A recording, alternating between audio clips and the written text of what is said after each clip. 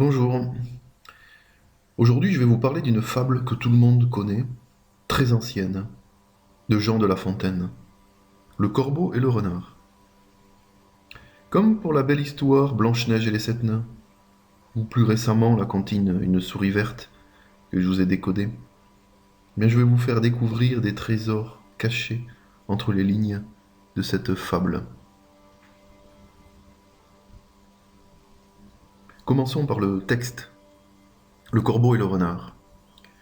Maître Corbeau, sur un arbre perché, tenait en son bec un fromage. Maître Renard, par l'odeur alléchée, lui tint à peu près ce langage. Eh, bonjour, monsieur du Corbeau. Que vous êtes joli, que vous me semblez beau. Sans mentir, si votre ramage se rapporte à votre plumage, vous êtes le phénix des hôtes de ces bois. À ces mots, le corbeau ne se sent pas de joie, et pour montrer sa belle voix, il ouvre un large bec, laisse tomber sa proie. Le renard s'en saisit et dit Mon bon monsieur, apprenez que tout flatteur vit aux dépens de celui qui l'écoute. Cette leçon vaut bien un fromage sans doute. Le corbeau, honteux et confus, jura, mais un peu tard, que l'on ne l'y prendrait plus. Bon, vous voyez déjà, comme pour la souris verte, c'est quand même difficile de prendre cette histoire au sens premier. Un corbeau qui tient un fromage, bon, jamais vu pour ma part, hein. Et tout cela pour le faire tomber pour un renard. Celui-là qui, dans la vraie vie, essaierait plutôt de choper cet oiseau, pour s'en faire un bon repas, sous la dent. Mais non, il préfère le fromage. Il y a une morale, en premier lieu, derrière tout ça, ok, mais quand même, il y a des signes intrigants qui ne doutent pas de ce qu'on peut y trouver. Alors suivez-moi, nous allons voir tout cela plus en détail. Partons au fond des cryptes avec nos pelles, creusons et essayons de décrypter tout cela. Maître Corbeau, sur un arbre perché, tenait en son bec un fromage. Première phrase, deux premières lignes. Alors, bon, d'une part, c'est un corbeau. Un corbeau, c'est un oiseau, on pourrait dire, mais bien plus que cela. Et c'est un maître corbeau. Spécial, donc. Quand on approfondit un peu, un maître, c'est à la fois une personne qui a un pouvoir, une autorité, mais c'est aussi quelqu'un qui possède une chose particulière, importante, et qui en dispose d'une manière précieuse. Ce corbeau, donc, possède en lui quelque chose d'une grande valeur. Et ce quelque chose, enfoui en lui, serait donc matérialisé ou symbolisé par ce fromage blanc qu'il tient dans son bec. Alors le corbeau, bien sûr, il représente la couleur noire, le noir profond, couleur des ténèbres et de la mort. Mais c'est aussi un symbole de secret et d'espoir. D'ailleurs, ces deux contradictions se retrouvent étrangement au travers de nos deux grandes civilisations, continents d'aujourd'hui, l'Orient et l'Occident. Alors en effet, en Orient, le corbeau est symbole d'oiseau de bon augure, de chance. L'Orient, c'est bien l'or riant. Et en Occident, c'est l'inverse, il est symbole de mort et de mauvais augure. L'Occident, en opposition avec l'Orient et son or riant, c'est l'Occident. Occident, mort dedans donc. L'or est né en Orient et meurt en Occident. C'est comme le jour et la nuit. Quand il fait jour en Orient, il fait nuit en Occident, et inversement. La dualité du monde, du temps, de l'espace est donc bien présente au fond de ce corbeau mystérieux. Dualité, où les deux principes de la vie, ou les deux principes de la matière. Bizarre, non? Bon alors finalement, ce corbeau, il est bien symbole de mort, par sa couleur, et par son attitude dans les champs de bataille par exemple. Mais il est aussi un signe d'espoir, de trésor caché. Pas n'importe lequel, l'or donc. L'or qui nous sourit. Et la chance, la couleur symbolique, c'est le vert. Le vert nous sourit. Mais le corbeau, c'est donc comme la souris verte, le vert nous sourit, car la chance et l'espoir nous sourient. Donc, je pense que vous voyez où nous allons donc. Alors je n'invente rien ici, je fais simplement quelques parallèles. Je vous dévoile au travers des mots des choses assez étranges. Là, le noir, là, c'est bien la couleur du premier œuvre en alchimie, hein, comme vous le savez bien si vous avez vu mes vidéos. Hein. Autre chose importante, il est perché ce corbeau, tout en haut. C'est encore bien plus clair, hein, issu des cieux donc, près des cieux, précieux donc comme l'or. Le fromage ensuite il est blanc, comme la couleur du deuxième œuvre. Mais c'est un aliment qui est obtenu par une opération à partir du lait que l'on appelle coagulation, puis d'une cuisson ou non et d'une fermentation. Bizarre là aussi, non? 3 étapes pour la fabrication du fromage. Coagulation, cuisson, fermentation. Très alchimique tout cela. Hein. Solve et coagula, comme on dit en alchimie. Le monsieur de La Fontaine, il n'a pas choisi le fromage par hasard, hein, bien sûr. Les 3 étapes de l'œuvre sont bien à mettre en parallèle avec les 3 étapes de la réalisation d'un fromage. Solve et coagula. Terme alchimique, aussi présent là où vous ne le penserez pas une seule seconde. Le grand démon Baphomet. Vous connaissez? Il porte sur ses 2 bras ces 2 mots. Solve d'un côté et sur l'autre coagula.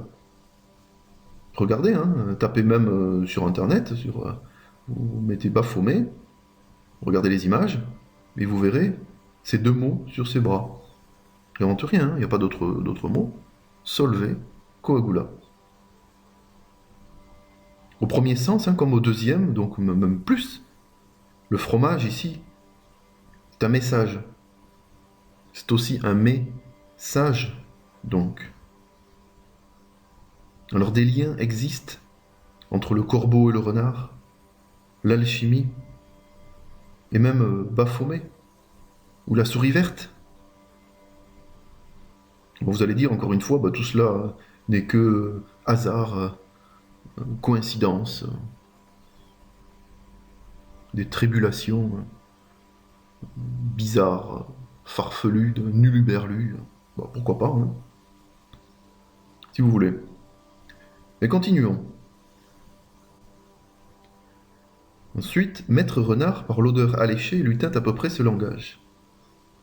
Bon, alors si le premier œuvre est symbolisé par la couleur noire, le corbeau, le deuxième œuvre par le blanc, couleur du fromage, ben pour le troisième œuvre, qui est l'œuvre au rouge, quel animal, mieux que le renard roux, pouvait le représenter?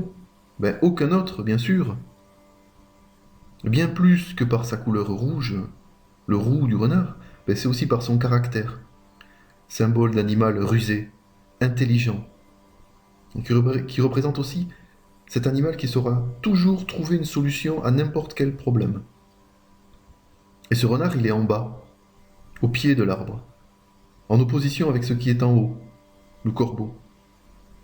Et ce fromage, bon, bah, de toute façon, on va bien le voir par la suite, hein, il va tomber du haut vers le bas. Donc ce qui est en bas est comme ce qui est en haut, et ce qui est en haut est comme ce qui est en bas. La table d'émeraude d'Hermès, Trismégiste, le père de l'alchimie. Alors au travers de ces 2 premières phrases, hein, l'odeur de l'alchimie est bien là. Entre le soufre et le mercure, les 3 couleurs, noir, blanc et rouge, il n'y a pas de doute. Vous y conviendrez. Et le fromage, lui, il porte les étapes, en plus de la couleur.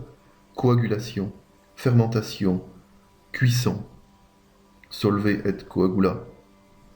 Ah, c'est bien cela. La fabrication du fromage est peut-être celle qui se rapprocherait le plus de la fabrication de la pierre philosophale. Bon, alors ce renard, il va parler au corbeau. Au passage, d'un pas sage, nous remarquerons que le corbeau, ben, c'est aussi le beau corps, puisqu'il porte en lui des trésors immenses. Donc alors le renard, hein, de la même façon, pareil, hein, en inversant les syllabes, il y a un renard, ça fait narrer, raconter. Bien oui, hein, il va parler le renard, hein, c'est ce que nous dit l'auteur. Hein. Alors, écoutons. Il va nous donner d'autres indices, d'autres pistes. Eh, bonjour, monsieur du Corbeau, que vous êtes joli, que vous me semblez beau. Alors, beau, oui, on l'a vu, hein. Le corps beau. il nous dit bien que le corbeau est un beau corps. Alors, il ne nous dit pas « vous êtes beau ». On le sait déjà. C'est pour qu'il fasse tomber le fromage et que le renard lui chope, hein. Bon, ça on sait. Mais c'est bien sûr pour dire que pour être beau, au sens noble du terme, eh bien il faut travailler. Que vous êtes joli. Alors il est joli, ok. Il n'est pas encore beau pour l'instant. Donc il porte en lui les germes de cette chose magnifique qui va se créer pour ensuite devenir beau, parfait donc. Joli, quand on regarde un peu dans les dictionnaires, c'est pas synonyme de beau. C'est plutôt un caractère intérieur, latent. Et c'est bien cela que veut dire le renard. Tu portes en toi quelque chose de merveilleux, joli donc, et pour atteindre le Graal, pour être beau, ben tu dois travailler selon un chemin et une piste bien définie. Bien sûr, ce chemin, il va nous le montrer. Écoutons la suite. Sans mentir, si votre ramage se rapporte à votre plumage, vous êtes le phénix des hôtes de ce bois. Bon, alors là, le message est très clair, en réfléchissant un minimum. Le ramage, ben c'est bien sûr le chant des oiseaux. Hein, c'est la définition du dictionnaire. Hein. Le chant des oiseaux, ben c'est la langue des oiseaux, qui est cette langue secrète, particulière, qui consiste à interpréter les mots en y trouvant des sens cachés. Si vous ne connaissez pas, allez voir mes vidéos, vous comprendrez tout de suite. Le plumage, c'est bien sûr ce qui caractérise le noir du corbeau, son symbole, et le phénix des hôtes de ces bois. Alors là, on est en plein dans l'œuvre alchimique, hein. C'est l'oiseau qui renaît de ses cendres, le Graal absolu. C'est bien sûr la pierre philosophale. Hein. Cela veut dire qu'en suivant les messages cachés derrière cette fable, représentée par le corbeau, eh bien vous trouverez la recette de la célèbre pierre philosophale. Un peu ce que nous raconte le fromage. La langue des oiseaux, c'est bien la clé de cette porte magique derrière laquelle se cache la pierre. Et l'auteur nous le dit bien clairement ici dans cette phrase du renard. Il est là le travail, pour passer du joli à beau. N'écoutez pas ce que l'on vous dit. N'interprétez pas tout au premier degré. Réfléchissez, écoutez, regardez par vous-même et travaillez bien sûr. À ces mots, le corbeau ne se sent pas de joie, et pour montrer sa belle voix, il ouvre un large bec, laisse tomber sa proie. Alors voilà, donc le corbeau, il va user de son chant pour en faire exalter son trésor. C'est la langue des oiseaux, qui est le chemin vers le phénix. Le fromage tombe donc vers le sol. Ce qui est en haut va vers ce qui est en bas, comme on l'a dit. Passage des cieux à la terre. Et le fromage, hein, c'est aussi le mets préféré des petites souris. Hein, comme dans la comptine, la souris verte. Bon, même sur l'image, elle n'est pas verte, mais quand même. Bon, j'arrête avec ce parallèle. Hein. Mais il y a quand même des choses troublantes. Le renard s'en saisit et dit « Mon bon monsieur, apprenez que tout flatteur vit aux dépens de celui qui l'écoute. Cette leçon vaut bien un fromage, sans doute. » Alors le renard s'en saisit, il en devient son trésor. Trésor, c'est 3 ors. Nous sommes dans la magie, là où l'âme agit.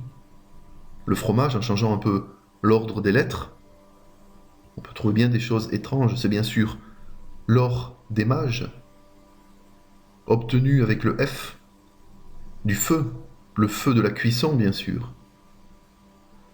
Ouais, l'or des mages, en changeant aussi l'ordre des mots, or, mage, ça fait orgasme, le nirvana, le Graal, absolu, intense. Tout va dans la même direction, les mots nous le disent. Une autre clé là aussi. Hein.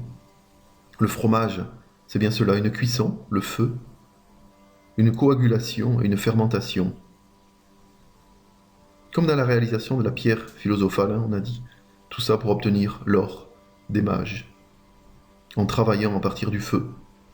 Et on arrive ainsi au Graal, l'orgasme. Exactement comme les 3 mages, ou les rois mages, qui annoncent la naissance de l'enfant roi, le phénix des hôtes de ces bois, comme le dit le renard. Et la religion, ben encore une fois, il est bien présente. Hein. Des signes ne trompent pas. Le corbeau, c'est Jésus qui meurt. Le noir. Mais cet esprit, le fromage, nous montre bien le chemin de la résurrection, qui va permettre ensuite la parole divine. Les trois œuvres sont bien présentes là aussi. La religion serait-elle un code caché? Peut-être.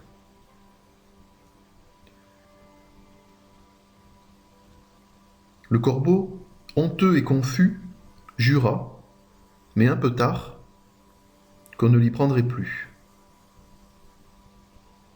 Ici, le message est simple. Pas de retour en arrière. Le corbeau est mort, bel et bien mort, mais a engendré par la mort la vie d'un être idéal, parfait.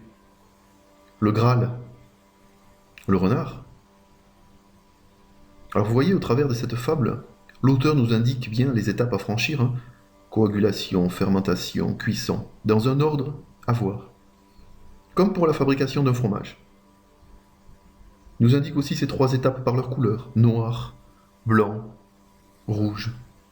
Le noir représenté par le corbeau, le blanc par le fromage, et le rouge par le renard.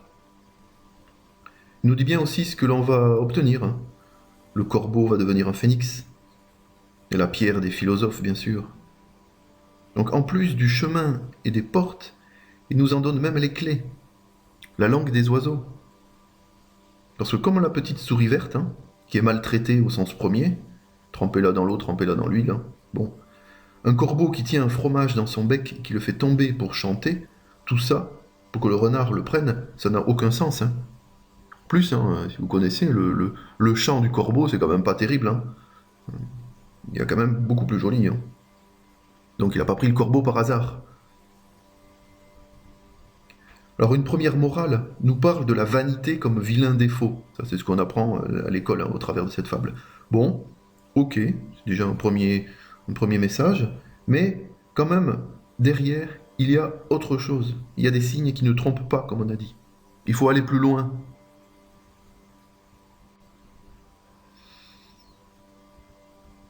Et tout est là.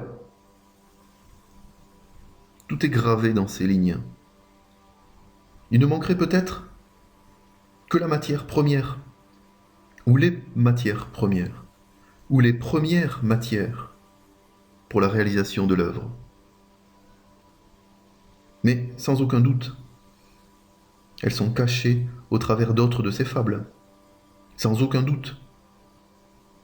Cela fera l'objet d'autres vidéos. En attendant, la prochaine fois que vous entendrez, que vous verrez cette fable de La Fontaine, repensez à tout cela. Ouvrez votre esprit. Et je suis persuadé que vous verrez d'autres signes s'en dégager. Que ce soit par le corbeau, le renard ou le fromage. Laissez votre esprit vagabonder et s'ouvrir à toute possibilité.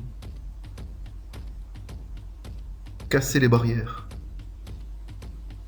Et même pour les autres fables, essayez de voir derrière le chemin joliment balisé, les anges et les démons qui s'y cachent, pour vous entraîner vers d'autres pistes. Mais des pistes merveilleuses, où des trésors immenses s'y trouvent, en creusant bien.